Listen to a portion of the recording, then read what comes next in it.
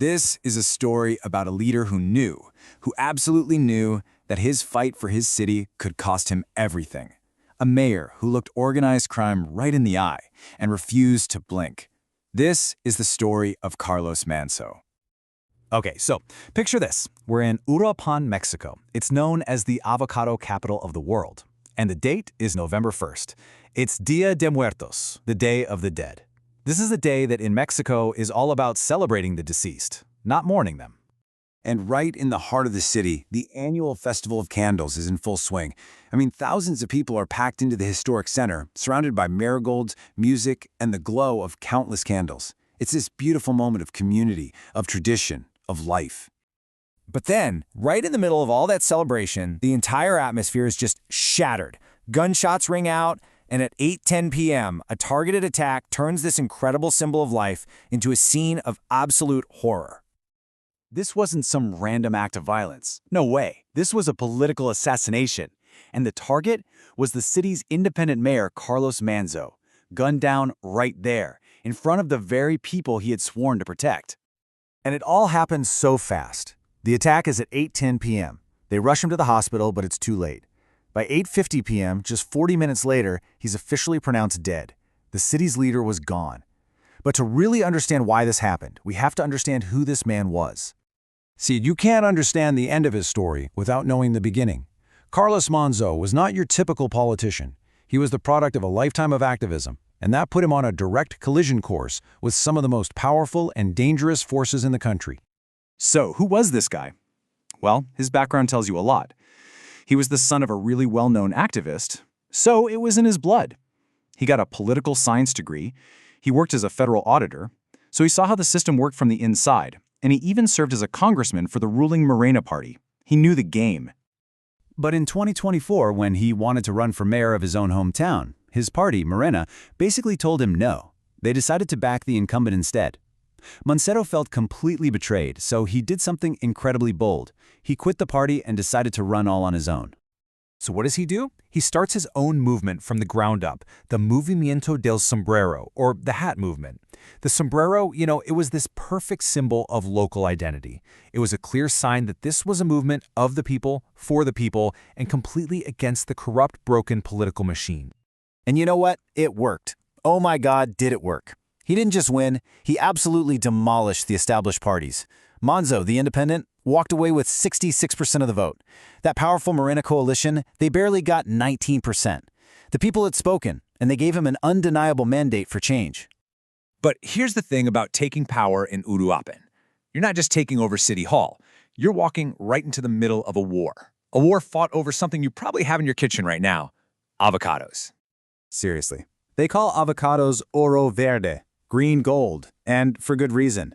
Uruapan is the global hub for this multi-billion-dollar industry. And whenever you have that kind of money, organized crime is right there fighting to control it all through violence and extortion. And to control the green gold, the cartels need to control the city government itself. So they came to Manzo with a list of demands. They wanted control of public security so the police would look the other way. They wanted public works for all those juicy contracts. They wanted the transit authority to move their stuff freely. They even wanted tax collection to make their extortion easier. They didn't want a piece of the pie. They wanted the whole damn bakery. And Carlos Manzo looked at them and said, no. And Manzo's refusal wasn't some quiet behind-the-scenes thing. Oh no. He declared all-out war on the cartels, and his entire security policy was a direct shot at the national strategy. This quote says it all. You see, the federal government had this policy of abrazos no balazos, hugs, not bullets. Manzo's stance was the polar opposite. He got out there and said, there can be no hugs for criminals. For criminals, there must be blows when they attack innocent people. It was a total public challenge. But don't mistake this for recklessness. Behind that tough talk was a man who knew exactly what he was up against. Just 2 months before he was killed, he admitted it in an interview. He said, "I am very afraid. Our lives are at risk, but we cannot take a single step back."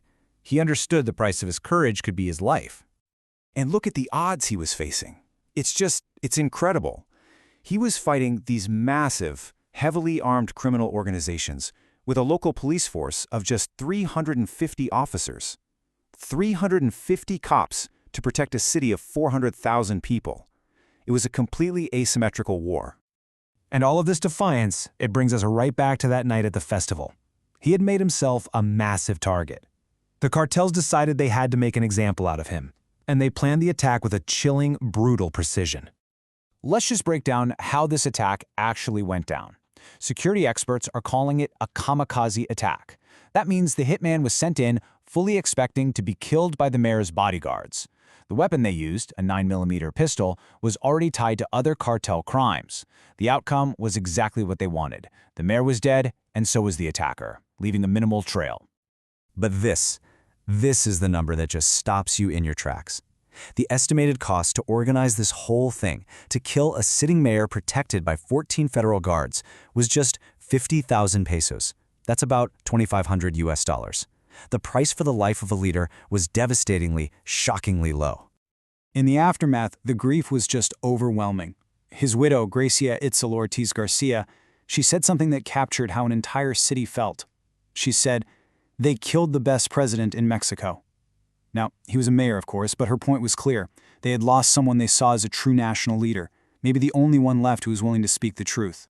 And this wasn't just a local tragedy. It sent tremors all the way to the top. The president of Mexico vowed there would be no impunity. People were furious with the state governor for not doing more. Even the Catholic Church spoke up, warning about a grave weakening of the rule of law. And Manzo's movement, Los Sombreros, they promised that his fight was far from over. And that leaves us with the big question, right? The question of his legacy. Carlos Manzo paid the ultimate price for what he believed in. So will his death be a wake-up call, a catalyst for real change now Mexico fights organized crime? Or will he become just another name on a heartbreakingly long list of martyrs in a war that seems to have no end? His story is over, but the answer to that question, well, that's still being written.